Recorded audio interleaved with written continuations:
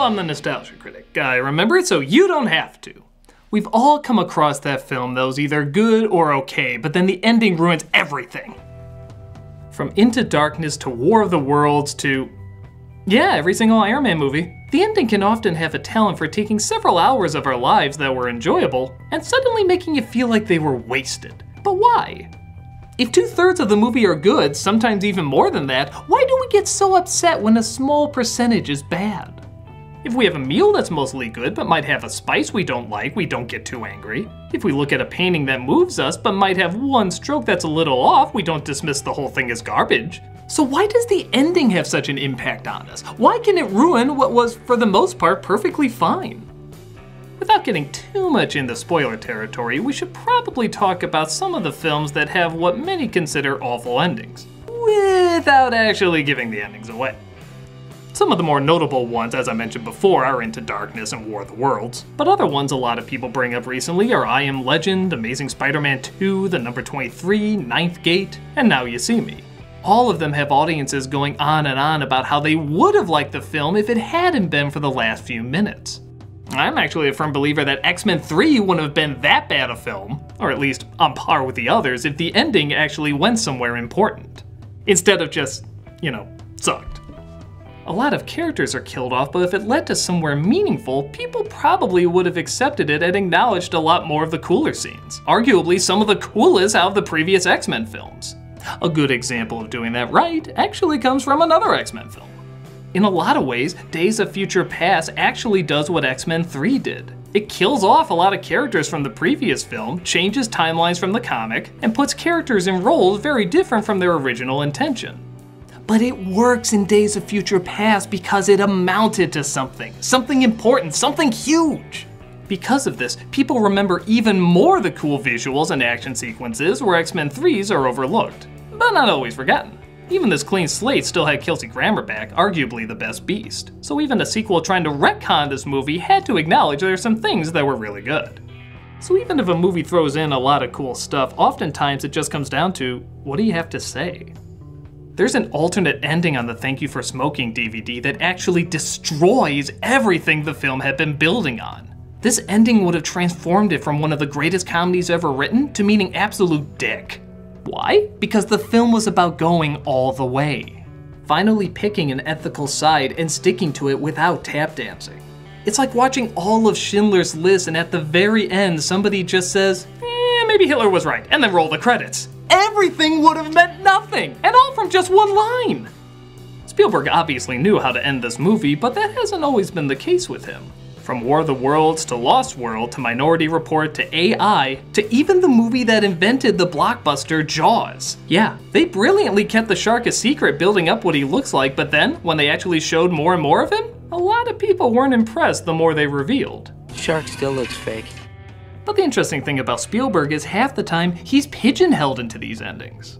War of the Worlds, for example, is technically how the book ends, but the other incarnations knew to make a bigger deal out of it. This one forgets to have a climax, which is closer to the book, but not the best for a movie. AI is known as one of his worst endings, but he did it as a dedication to his friend Stanley Kubrick, who, despite every writer telling Stanley that the ending sucked, still wanted it that way before he died, so Spielberg did his best to honor his wishes. Who would have thought being too faithful and understanding could work against a film? Nevertheless, most of these movies were still hits, despite them leaving people scratching their heads at the endings. In fact, for all the films we bring up that have endings that ruin the movie, sometimes a bad ending doesn't even make a dent. Take Superman, for example. Arguably the stupidest cop-out ending ever. Yet people still see this as the best Superman film, because everything else was so good. Even the emotion before the lame ending was genuinely powerful. Return of the King practically held us hostage for the number of endings it had, but everything else was so huge and well done, and it was wrapping up 3 very long movies that we allowed our asses going numb for these sometimes awkward moments. It's still creepy. People didn't like the Ewoks or Vader's reveal in Return of the Jedi, but they still thought it closed things out well enough. And even all the Iron Man movies, with their painfully botched villains in each film, still managed to be spectacular at the box office. So, what did these films do right to excuse the bad endings that these films didn't? Well, maybe they got the spirit down. All the the Iron Man movies have had bad final acts, but it's still Robert Downey Jr.'s incredible charisma at the center, and the faultiness of his character that drew us to like them in the first place. That is one of the elements that's always kept in check. You can say the same thing about Superman, or Star Wars, or Lord of the Rings. Even though they get the final part wrong, it still felt it was in the same vein of what made it charming and likable to begin with. The ending of AI is not the same feel as the opening. The ending of Into Darkness is an immediate disconnect from the rest of the film. But this isn't that surprising, seeing how a lot of bad endings nowadays come from a very similar place: the twist. Years ago when The Sixth Sense came out, everyone was so blown away by the surprise ending that they had to go back and see it again. Thus, people would go tell their friends, and then they would have to go see it twice. So not only were a ton of people going to see a movie, they were going to see it 2 times. Suddenly, a huge hit didn't need to have a lot of money, it needed a reason for you to come back and watch it all over again. So tons of movies start to throw in twists, even if they didn't require them at all. Dark Knight Rises, Remember Me, Last Exorcism, Secret Window, there's too many to count. Even the guy that started this craze, Shyamalan, couldn't keep up with constantly forcing them into his stories, and his films began to suck. So movies that might have been okay or passable were suddenly destroyed or made worse by shoving in an unneeded element that ruins the way not only that you look at the ending, but the way you look at the entire film. Oh, that dumb surprise at the end is what's supposed to be going on throughout the entire story? Well, that just makes the whole entire story lame then. So okay, if an ending can ruin a film, is it possible an ending can save a film? It's no secret I'm not a fan of Jurassic World, but it's hard not to tell somebody to go see it based on that kick-ass climax, especially fans of the other movies. Usual Suspects would have probably just been an okay crime thriller, but the ending turns it into a lot of people's favorite movie. One of the most interesting cases of this is The Straight Story. This film is purposefully relentless in how slow and dull it is. The majority of the time, it's practically unbearable. But by the time the ending shows up, suddenly everything is made clear why it was so slow and dull, and it makes everything that you went through suddenly seem phenomenally important. The whole entire movie suddenly changes from bad to kinda brilliant. So for some films, the ending is everything, but for others, it barely makes a dent. How is that possible? Well, the important thing to realize, especially focus group suits, is that while filmmaking is very technical and precise, film watching isn't. The experience in viewing a movie isn't measurements or mathematics, as much as many executives wish it was. It's entirely emotional. You want to make a connection with these characters, feel like you're in their spot, and discover something important or interesting with them. They seem real when this happens, and just like real people in your life, they can piss you off and leave you angry. Everyone has a friend that you love, but can sometimes push you a little too far. Many friendships have been broken because they were pushed beyond what they thought was trustworthy. Movies, in a strange way, are a form of trust. You're taking a gamble, spending hours of your time and money on something declaring it's going to make a connection with you. If the connection is bad, then the whole movie is bad. But if the connection is good, but then suddenly can't deliver in its most important moment, we feel like that trust has been betrayed. Sometimes that's even worse than a movie that's bad all the way through. We identified with you, movie. We thought you got us. You took us to an emotional place we didn't know existed. And now you throw something at us that doesn't seem like you at all? What happened? I thought you were cool. Much like a friendship, all the wonderful moments you spent together can be easily forgotten because of one terrible choice. That's why so many entertainers use the phrase, always leave them wanting more, because it's the last emotion they usually remember. Now, does that make it right that we should dismiss all the good stuff that they gave us? Well, it depends on the viewer.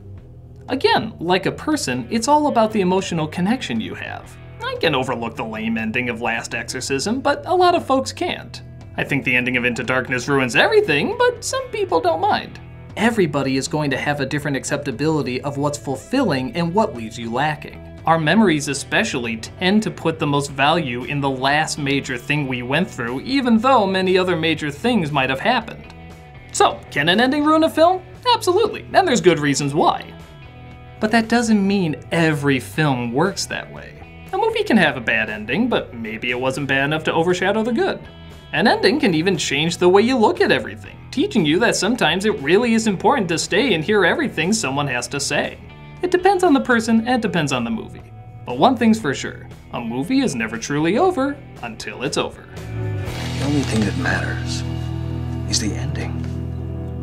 Anyway, what fun is it to talk about a movie that only has a bad ending? It's time to return to the movies that suck all the way through! Fine! At least this time I don't have to review it with a whiny, obnoxious, pain in the just zoom out, you know he's here. What the hell? I had a cool entrance planned. It was a close-up. Clearly you were gonna be in the next shot. Well, at least it's only the two of us doing the review. Yeah, just you, me, and is it me or is that light looking a little suspicious? No, I'm not.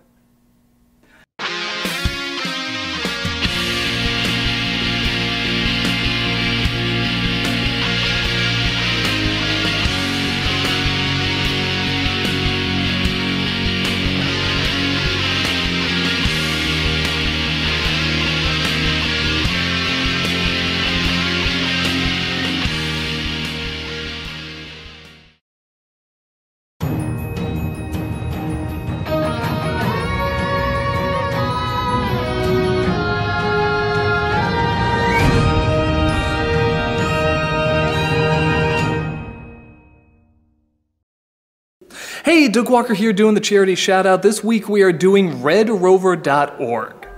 Founded in 1987, the mission of Red Rover is to bring animals out of crisis and strengthen the bond between people and animals through emergency sheltering, disaster relief services, financial assistance, and education. Red Rover accomplishes its mission by engaging volunteers and supporters, collaborating with others, and maximizing the use of online technology. They are about engagement not only with each other, but also side by side with animal professionals, animal groups, local officials, law enforcement, media, and schools. You see these little animals, you can't help but say, how can I help them? How can I make them the best that they can be? Well, if you go to their site or their YouTube channel, you can see they're not only helping these animals, but they're helping a lot of people too. This is a wonderful organization, definitely worth checking out. So definitely go, take a look, and see how you can lend a paw.